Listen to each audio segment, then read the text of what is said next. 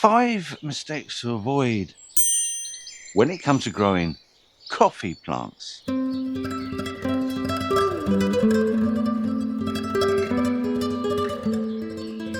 And you might say, Simon, you can't grow coffee plants in England because they're from the tropics and you live in a temperate maritime climate zone. Well, this is true. But this guy does know. My name is Manuel. I cultivate tropical fruits here in Herradura, southern Spain. And you can see bananas, mangoes, avocados, coffee, whatever you want. I do guided tours. Please come and enjoy. And we will hear a lot more about growing coffee from Manuel later on. Coffee plants originate from the tropics of Africa, and their native habitat is as a understory plant in an area that is free draining with a high rainfall. So this brings me to my first mistake, and it's to do with the amount of light they receive.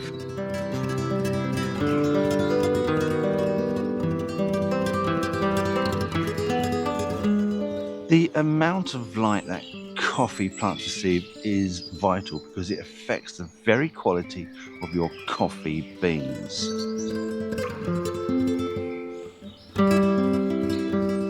Plant them in full sun and your coffee plants will become stressed and will reduce the quality of your beans. And it's not recommended unless you're growing a specific cultivar that has been developed to grow in full sun. Nevertheless, when you grow these plants as they would be in their native habitat under the canopy of another plant, you'll get a better quality bean. The plant is happier. The downside of that is that it takes a lot longer for the bean to ripen before it's ready to harvest. But that is why plants grown in such conditions as an understory plant produce arguably the very best quality beans of all. So dappled shade, semi-shade is going to be best for the plant, best for the quality. However, if you are growing for profit and you want these beans produced as quickly as you can, you want full sun, you must have a variety that's been developed to cope with full sun conditions.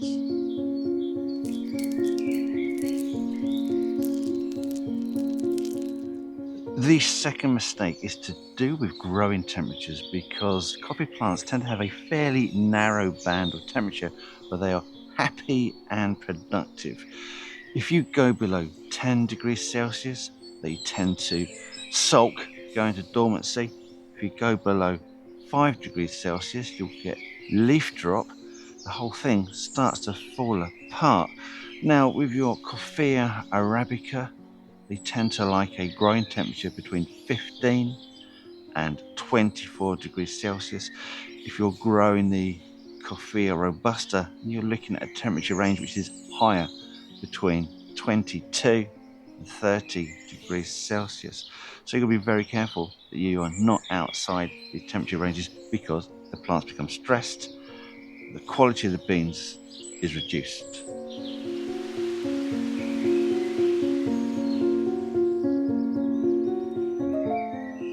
Like many understory plants, your coffee plants have a shallow, fibrous root system. And this brings us to mistake number 3, which is to do with watering. Now, these plants do not like to be kept in cold, waterlogged conditions because the roots just can't cope with it. They tend to struggle with soil-borne infections like Pythium and the other one that isn't, it is Phytophthora. Pythium and Phytophthora, which block the water transporting vessels within the plant, causing dieback, causing death in extreme cases. So you do need to have a consistently moist soil. So if you haven't got that, you will need to put them on irrigation, but that soil also needs to be very well drained so the water is drawn away very easily. So wet conditions, no. Moist conditions, free drain, yes. Consider the soil to be like a wrung-out sponge. So it's still wet, but there's plenty of air pockets inside. Now, I'm going to surprise you now when I say, think about your coffee plants as you would do growing your camellias. There are a lot of similarities, and this also brings me to mistake number 4 quite nicely. Camellias, dappled shade, free draining, consistently moist. What else do they like? Well, I'll tell you.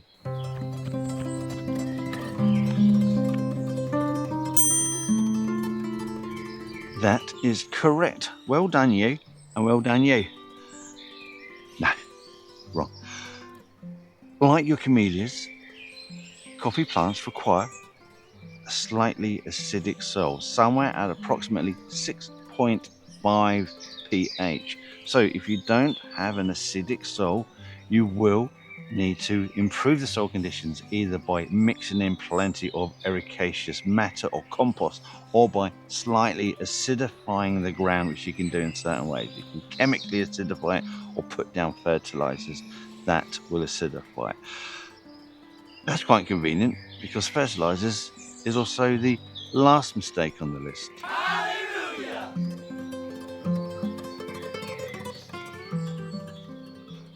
Coffee plants are really heavy feeders, and you need to provide them the nutrients they require in order to produce a decent crop. So mistake number 5 is going to be about fertilization and also mulching. After we've spoken about this, Manuel is going to give us his insight into growing coffees, and there's going to be a load of really detailed information in that. Really quite interesting. So, mistake number 5. So, during the growing season, coffee plants require a significant amount of nutrition in order to keep the plants healthy. So usually when you're applying a fertilizer, you supply one with a NPK, that's nitrogen, phosphorus and potassium, of 10, 10 and 10. But also you can improve the quality of your soil and nutrition and reduce the risk of leaching away of nutrients because you're watering them so much by putting down a mulch. And this can be like an organic mulch.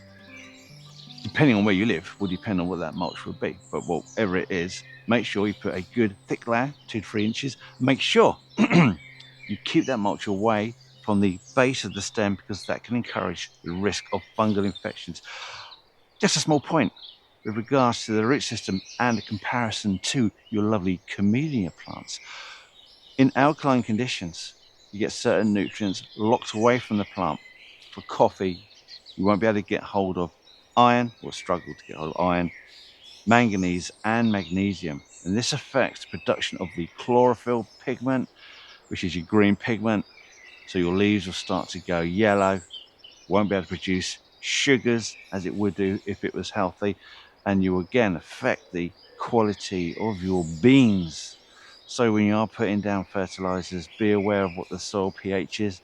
Like I say, somewhere between 6 and 6.5, that kind of acidic range. They are so much like camellias, it's unbelievable. Same shallow fibrous root system. So it's very important. And now over to the lovely Manuel.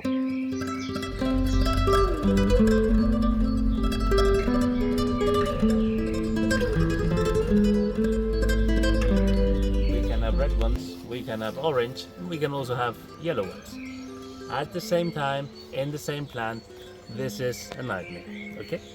We have 2 ways of picking coffee. The first one is a machine, shakes the trees and aspires everything, okay? So this is really efficient. It's mainly done in Brazil. Everything is plain. We've got lines and lines of coffee trees, and they just take everything and they classify it with a chromatographic sensor, okay? So what they do is they put the red ones and they ship it to specialty coffee shops. Those are the best quality, okay? Then we have orange beans, which are almost ripe but not the best ones, okay? They will end up in Seattle. Starbucks. Anyone from Starbucks? Then we have yellow beans, which are, well, they taste like coffee but certainly not the best quality. They will end up in Spanish supermarkets. Okay. Yeah. And we also have the green ones. Where do you think that the green ones will end up? England. Even worse. Scotland. Touché. Did they give the stone back? No. Hey, you challenge your destiny, yeah? Bueno, any clue? No? Sweden. No, Sweden actually gets one of the best ones. Yeah, they have a really high... America. Even worse. But there's an American involved here. Brazil. Are you going to publish this? This may get published, so I wouldn't say anything controversial. Okay. Cut. It goes there, they grind it, they add artificial aromas, vanilla, chocolate, then they seal it, and they sell it to you with a handsome guy, okay? If you like it, perfect, okay? Coffee has to make you happy. If this kind of coffee makes you happy, then go ahead and drink it, okay? You have to find the one that makes you happy. If you try drinking this, the only issue is that we cannot be friends, but no problem, okay? So, the second method is hand picking, okay? One by one, only the red ones, mainly done with children and women. They will pick 60 kilos a day. $10 are gonna be paid, okay? So if you have the chance to buy fair trade coffee or coffee that goes from the farm to the roaster, much better, okay? You're gonna invest in women's rights, security for their co-workers, and schools for children, okay? Enough with the politics, okay? So it's hand picking, okay? You pick the red beans, okay? And then you have to dry it, you have to process it, okay? So that's more or less the ripening process, a little bit early, okay? And we've got two main methods of picking coffee. The first one is natural method. You put this to dry under the sun, okay, at least 3 months. You will move it in the mornings, you will cover it in the afternoon, okay? And then you will take it to the roaster, okay? So the second method is the washed method. You pick the bean, you put it in a machine, and then you will take the flesh off, okay? So you will take this, you'll have two beans inside, okay? And, this is tough today. Mira amigo, that's coffee, that's the flesh, okay? You can eat it if you want, it's normally mulch it. And this is coffee as we know it. Wanna pick one? Okay. You wanna share it? So that's the natural method. You will put it in a water tank, you will start a slow fermentation over there, and then, it's lucky, eh? And then after a couple of days you will put it to dry like the other method. So once we have dried it, we will end up with the roasting process. And this is one of the critical moments. So roasting has to be very accurate. You don't want a big bean and a small bean together. The big bean is going to be undercooked, the other one's going to be totally burnt, okay? So you have to put them in the same size. And also the roaster has to know who the final customer is. It is not the same roasting for Sweden.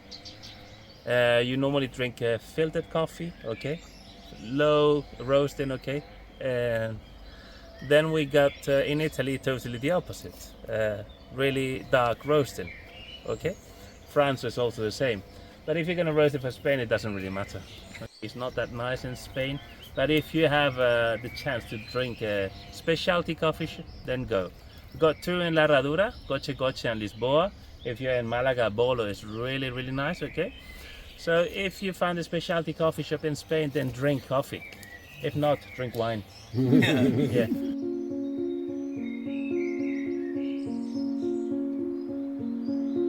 The place. How do you make the caffeine? Good question. There's three methods. One is chemicals. Second is Swiss water.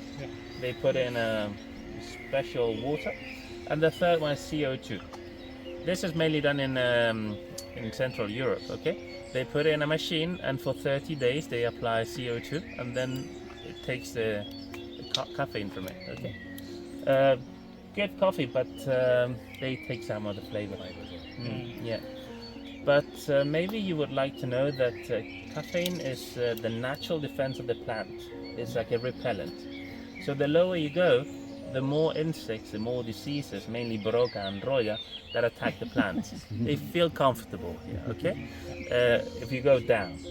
If you go high in the mountains, above 1,000 meters, there's less oxygen, there's less diseases, less insects, less problems. The plant feels comfortable, and then she makes sugars instead of caffeine. That's why Arabica is so tasty. Okay, and that's why robusta is so punchy. Robustas normally grow below 1,000 meters. Arabicas normally do the opposite. Okay, so the higher you go, the less caffeine you will have. For example, Bolivia is around 2,700 meters. Kenya is 2,500, I think. Okay. So the fun fact is that we don't have Broca and Roya here. We brought the seeds from the Canary Islands. They don't have it there. So for the moment, they're happy. The only stress they get is the water quality and also the cold that we suffer here in the wintertime. The lowest temperature recorded here is +6. That's summer in Sweden, no? Sommartider, hey, hey. Okay, so that's how coffee more or less works. Do you have questions? What are you at here? Eh? What level are you 22 meters. Oh, okay. Yeah. Yeah, you shouldn't be here. And this is that. You can touch it, no plastic. Is it high caffeine? It has a bit, but not as much as it should. Okay. Okay? So thank you to Manuel at La Herradura Coffee Farm. We really enjoyed our time there. He was really funny, great bloke. And you might be interested to know that as far as we are aware, this is the only coffee plantation in the whole of Europe, and this is also the most northerly coffee plantation in the world, quite possibly. They actually experience temperatures that go down to as low, not very often, 6 degrees Celsius. That's right on the line of growing these plants. Anyway, so that's my 5 mistakes to avoid when it comes to growing coffee plants. There are many other issues regarding coffee plants that I could have spoken to about, but this was just about 5. But if you want to put any mistakes about coffee growing in the comments, that would be great, because other people can then see that, learn from your experience, and improve the quality of their crops. Thanks for watching. Before I go, just have a look at this video here. This one is actually really quite good. You'll enjoy that.